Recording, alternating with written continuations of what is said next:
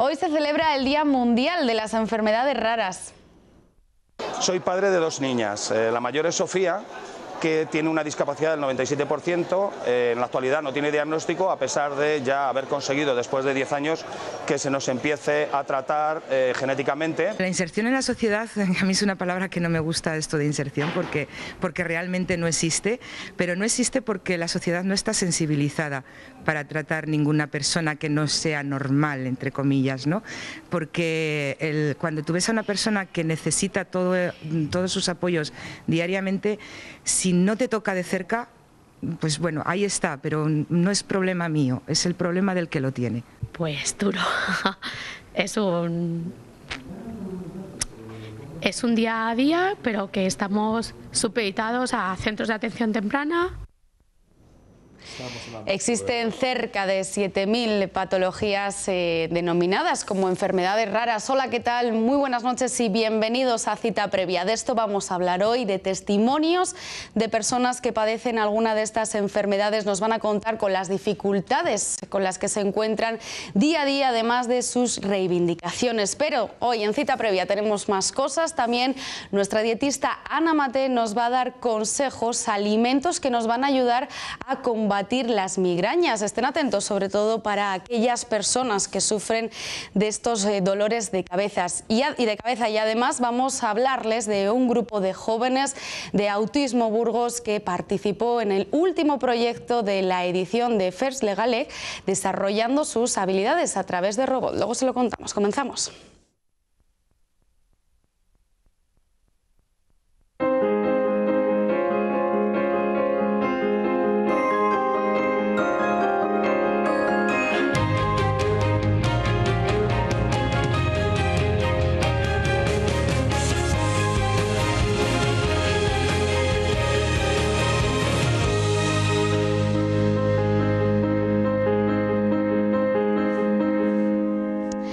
Hoy es un día dedicado a las enfermedades que afectan a menos de 5 personas por cada 10.000 habitantes. Existen cerca de 7.000 enfermedades, la mayoría son crónicas, degenerativas y discapacitantes. Este fin de semana, precisamente, afectados y familiares se han unido en Burgos, en el Centro Estatal de Enfermedades Raras, con el objetivo, sobre todo, de reivindicar menos prejuicios en la sociedad.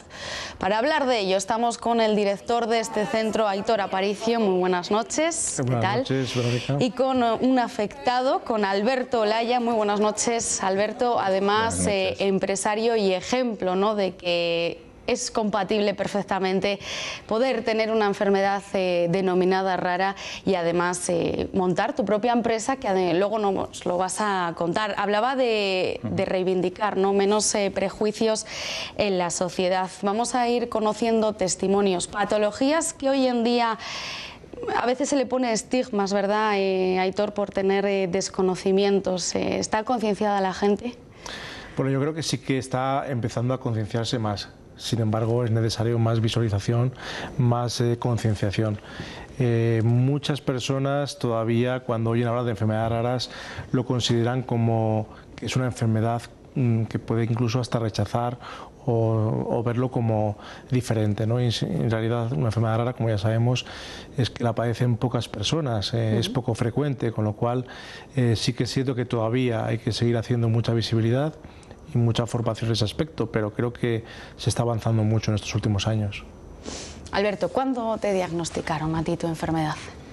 El diagnóstico definitivo fue el año pasado, con una prueba genética que dejaba ya claro cuál era el tipo de enfermedad que tengo, la enfermedad y el tipo, que es distinto. Y cuando empezó, hace, no sé, 8 años, por ahí, 9 probablemente. La primera vez que me hablaron de que podía ser... ¿Qué es lo que te ocurría, Alberto? Lo mismo es una enfermedad neurodegenerativa, se llama Charcot-Marie-Tooth. Lleva ya bastante tiempo que se descubrió en su momento.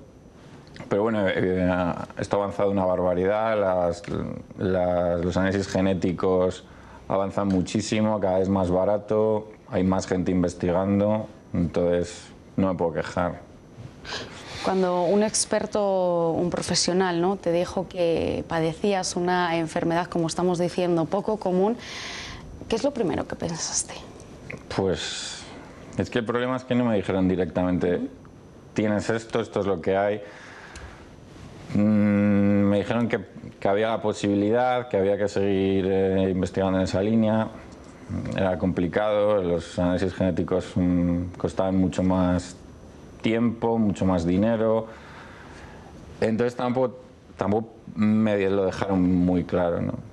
Entonces, bueno, pues casi probablemente ni le di importancia. Luego me he dado cuenta que era por falta de información, por falta de... Sí, de información, ¿no? De no saber a qué atenerse uno. El diagnóstico, ¿no? Obtener un claro diagnóstico es sobre todo uno de los retos de muchas familias, seguro que también, ¿no? Fue de la tuya. El tiempo medio para obtenerlos de 5 años y esto, bueno, pues hace lógicamente que desmejore, ¿no?, la calidad de vida de estas personas. Sí, yo creo que un poco Alberto también puede dar su vivencia personal. Yo, por lo que transmiten muchos afectados y familias que vienen al centro, que todavía incluso no tienen diagnóstico, viven en una gran incertidumbre, ¿no? En saber que algo tienen, pero no saben cómo, ni siquiera tienen nombre para eso que tienen, y por tanto no saber qué tratamiento pueden tener con ellos, o qué medicamentos podrían utilizarse si se descubriese qué enfermedad es. Por tanto, esa incertidumbre yo creo que tiene que ser muy complicada, y el día a día para muchas de estas personas pues cada vez se hace más dura, ¿no? Yo entiendo que ahí cada vez se están descubriendo más enfermedades raras. Se está avanzando mucho en el tema genético, como bien ha dicho Alberto, y por tanto hay que tener esperanzas en que esto siga avanzando para bien, pero aún así cada vez se están dando a la luz más personas que a día de hoy superan esa media de 5 años sin diagnóstico. Como es tu caso, ¿verdad? Fíjate, nos has comentado antes, te la diagnosticaron finalmente, ¿no?, el pasado año. Como bien dice Aitor, toda una incertidumbre, ¿no?, saber o conocer qué es lo que te pasa, ¿no? Sí, el proceso es ese, sobre todo de incertidumbre. Para mí es fundamental el haber ido sabiendo qué era lo que me pasaba, el haber podido ir al creer y que bueno, que se le pone, que te explican que eso es normal, que te pase, que esto es lo que le pasa a la gente que tiene esta enfermedad, que se puede poner este remedio, que tiene estas soluciones. Al final uno sabe a qué atenerse, eso es fundamental. ¿Tu calidad de vida cómo es, Alberto? Bien, es buena. Pues mi problema es que pues tengo dificultades al caminar y pues en las extremidades inferiores, ¿no? Pero hago vida normal, quiero decir, no me puedo poner a escalar, pero bueno, pues tampoco me interesa, así que me dedico a otras cosas y ya está. Otras cosas que, fíjense, que ha montado su propia empresa, luego nos lo vas a contar. Más del 40% de los afectados por una de estas enfermedades no tiene un tratamiento adecuado. Es lo que también, ¿no?, durante este fin de semana que hemos estado nos ha transmitido la gente que hemos estado en el centro estatal. Sí, es cierto que ese 40% que nace de un estudio que se hizo en el 2009, el estudio en serio, a día de hoy intentaremos actualizarlo, porque yo entiendo que se ha avanzado mucho a nivel científico, a nivel investigador, a todos los niveles. Se ha abaratado mucho en los test genéticos, se ha avanzado mucho en el tema de medicación huérfana y tratamientos de medicamentos huérfanos, pero aún así, evidentemente, con 7.000 enfermedades hay muchísimas que no solamente no tienen tratamiento y que no tienen medicamentos, sino que los que tienen un medicamento huérfano tampoco cubren muchas veces todas las necesidades para tener una calidad de vida perfecta, ya que las enfermedades raras cursan con mucha sintomatología y puede ser diferente en una misma patología, con lo cual medicamentos huérfanos para un grupo de esa misma enfermedad puede venirles bien y para otros igual no tanto, ¿no? Por lo tanto, ahí todavía hay que seguir caminando, pero yo creo que en estos 5 o 10 próximos años, por lo que hablan las empresas farmacéuticas, la implicación que están teniendo, y que aunque es poquito a poco se va viendo, los avances van a ser muy significativos, ¿no? Bueno, y esperemos además verlo, ¿verdad, Alberto? Y muchas veces estos tratamientos no adecuados, como bien decíamos, es por culpa de no obtener, ¿no?, a rápido un diagnóstico. Para ello se ha creado una asociación a nivel nacional, se llama Objetivo Diagnóstico. Son unos padres, ¿no?, que tienen una niña, se llama Sofía, tiene 10 años y a día de hoy todavía no la han diagnosticado. ¿Qué es lo que le ocurre? Vamos a conocerle. Soy padre de 2 niñas. La mayor es Sofía, que tiene una discapacidad del 97%, en la actualidad no tiene diagnóstico, a pesar de ya haber conseguido después de 10 años que se nos empiece a tratar genéticamente para averiguar exactamente cuál fue el problema que ha desembocado en los problemas patológicos, cognitivos, físicos sobre todo de bebé. Mi hija actualmente es un bebé, no controla esfínteres, no habla, no camina por sí sola. Tuvimos la necesidad de crear la asociación porque estamos en una serie de vacíos legales, laborales, educativos.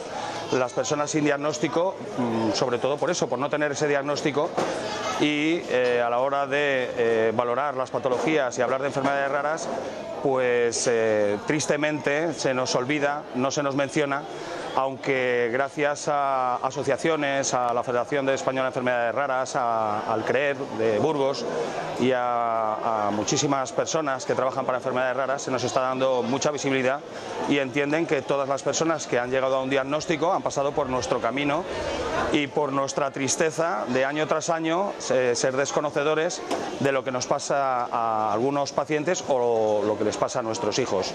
La verdad es que es muy triste el tener que hablar de lucha diaria, porque las personas con enfermedades raras tienen unos derechos establecidos y es muy triste tener que estar todos los días reivindicando esos derechos e incluso tener que utilizar las asociaciones, que las asociaciones deberían de ser lúdicas, deberían de ser de acercamiento, de intercambio, no tenían que ser asociaciones reivindicativas como son actualmente. Muy triste, ¿no? Nos comentaban tener que estar luchando día a día por unos derechos que se tienen, ¿no? También nos transmitían que ellos, por ejemplo, en su caso, tienen vacíos legales, como te encontrarías tú, Alberto, a la hora de no saber, ¿no?, el diagnóstico final, pero gente que tiene diagnóstico también, ¿no?, se encuentra al final con ese tipo de problemas. Ya Enrique lo conozco y he hablado con él y claro, sé que es una situación muy complicada la que tienen, porque bueno, además es una niña y...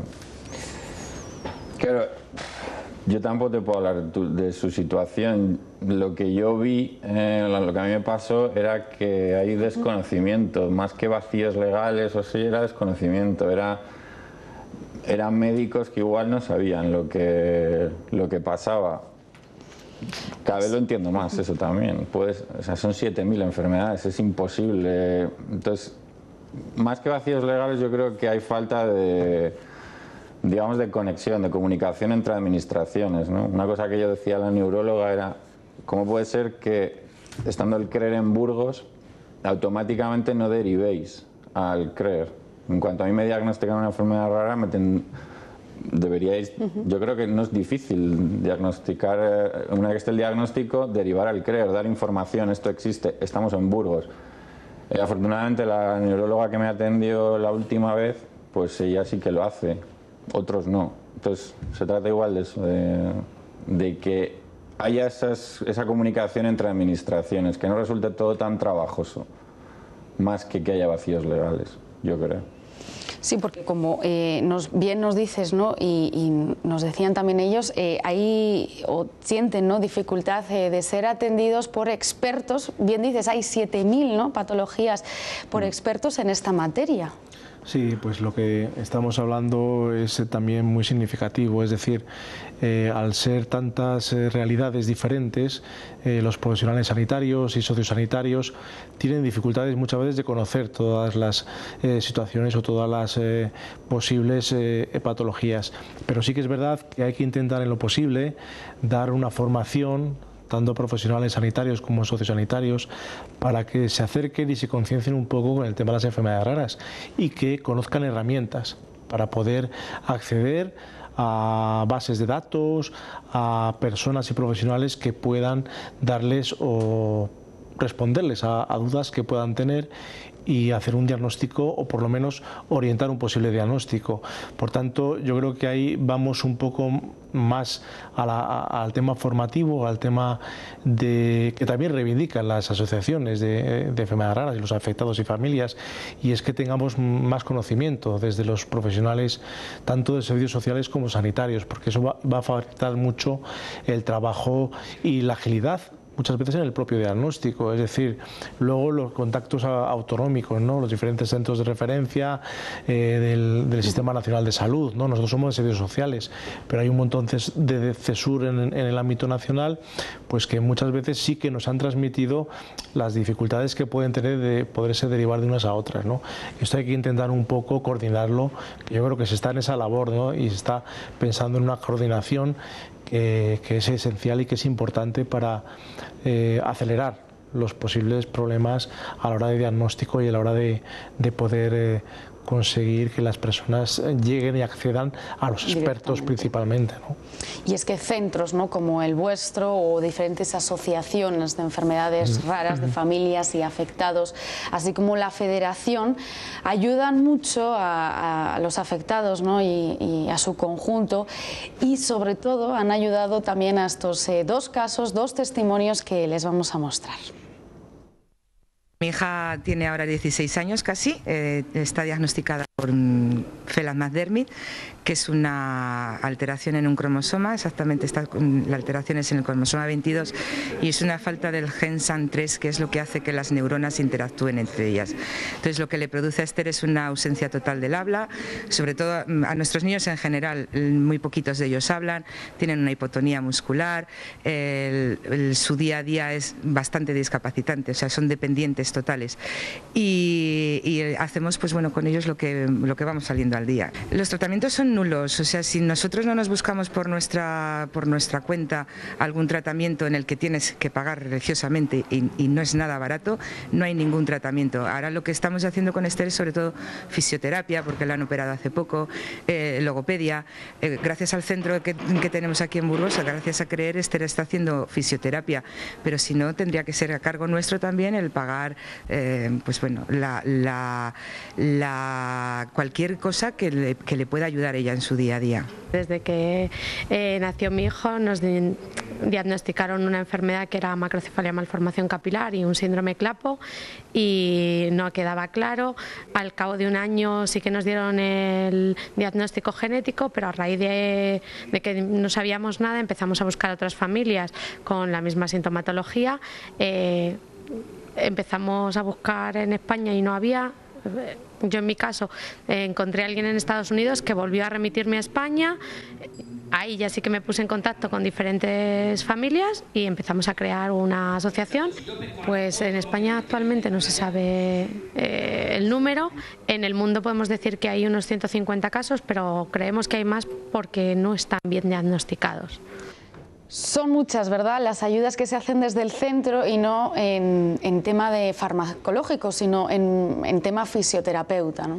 Sí, rehabilitador, el tema de apoyo psicológico, apoyo incluso de logopedia, pues tenemos una logopeda, tenemos también terapeutas ocupacionales y desde el punto de vista también de los niños, muy importante el apoyo de maestras de infantil y de pedagoga. Cubrimos un poco la parte integral que posiblemente los hospitales y centros sanitarios no pueden cubrir, evidentemente, y lo que intentamos un poco es dar ese servicio o esa atención de manera multidisciplinar, es decir, conseguir que al afectado y al familiar, porque también el familiar tiene la posibilidad de apoyo psicológico y apoyo social a través de la trabajadora social, conseguir que se les pueda dar un apoyo integral para promoción de la autonomía personal. Ellos no están mucho tiempo en el centro recibiendo esa atención, ¿no?, porque sabemos que las enfermedades raras son crónicas y por tanto no hay una, vamos a decir, un baja y una alta, ¿no? Y por tanto lo que intentamos es desarrollar esa promoción, esas pautas y recomendaciones que luego pueden seguir ellos en sus lugares de origen para tener una mejor calidad de vida. Por lo tanto, esa integralidad que nosotros ofrecemos y esa individualidad, porque trabajamos en atención individualizada, paciente por paciente o usuario por usuario, no hacemos casi nunca trabajos grupales, en algunas ocasiones sí, pero eso también es un valor añadido del centro y yo creo que esto creo que es de mucho valor porque conseguimos que esa atención sea expresamente y diferenciada y especializada en cada usuario y cada familiar. Alberto, eres un claro ejemplo que a pesar, ¿no?, de las dificultades que se puedan tener en la salud, se puede compaginar con el mundo laboral y en tu caso, ¿no? Has montado tu propia empresa. Cuéntanos, ¿a qué te dedicas?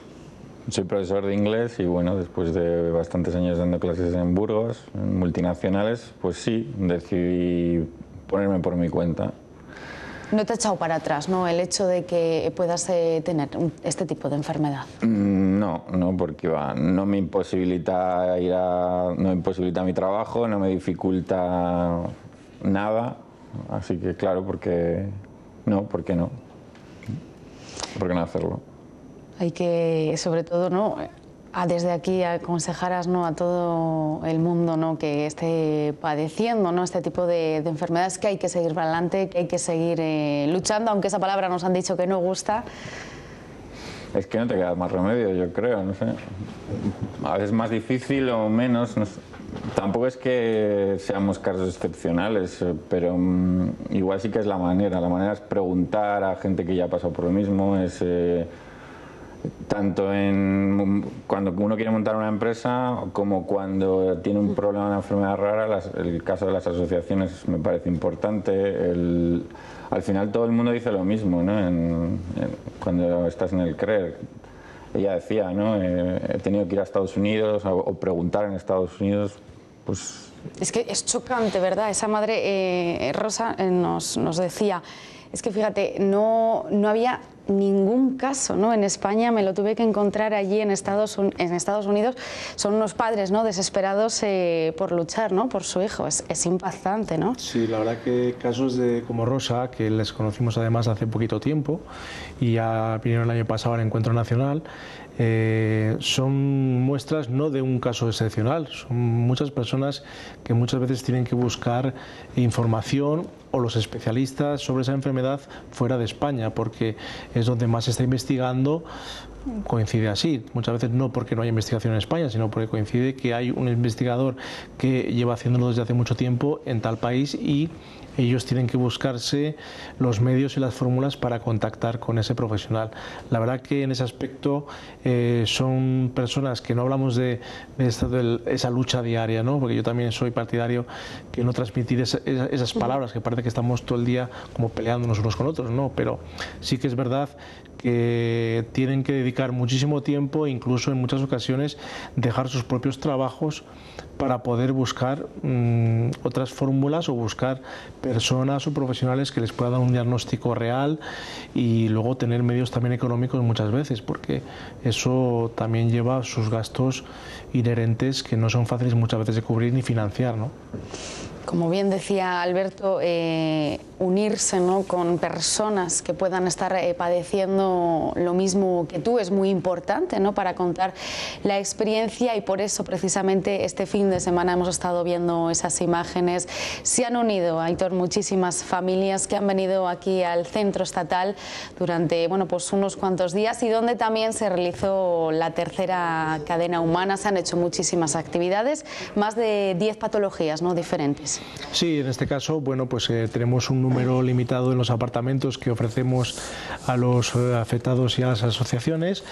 Pero bueno, este año en total hemos sido alojados unos casi 40 personas, y con todas las personas que han venido de Burgos o de alrededores, pues en las jornadas hemos participado en un número importante, ¿no? Terminando con la cadena humana, donde otro año más hemos conseguido un número muy importante de gente que se ha anexionado de todo Burgos para hacer visible las enfermedades raras. Yo creo que ha sido una experiencia muy positiva.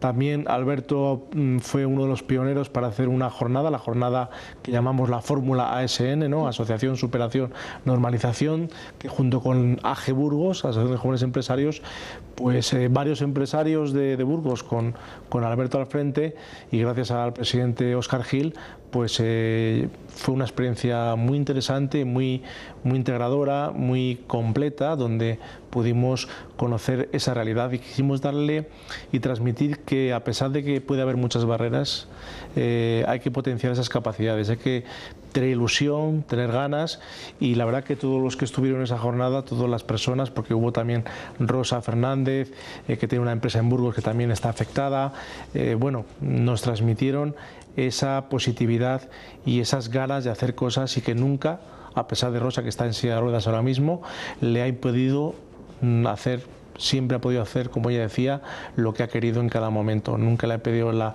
discapacidad el hacer sus sueños realidad, vamos a decirlo así, ¿no? Pues Aitor, Alberto, gracias de verdad por habernos acompañado. Nos queda un sabor de esperanza, tal y como nos has comentado. Son enfermedades que no tienen cura, pero hoy en día la investigación ha avanzado mucho y como nos has dicho, de aquí a unos años seguirá avanzando todavía más. Gracias de verdad por habernos acompañado. Vale, muchas gracias. Nos vamos a ir unos minutitos a publicidad y después estará aquí con nosotros nuestra dietista, Ana Mate.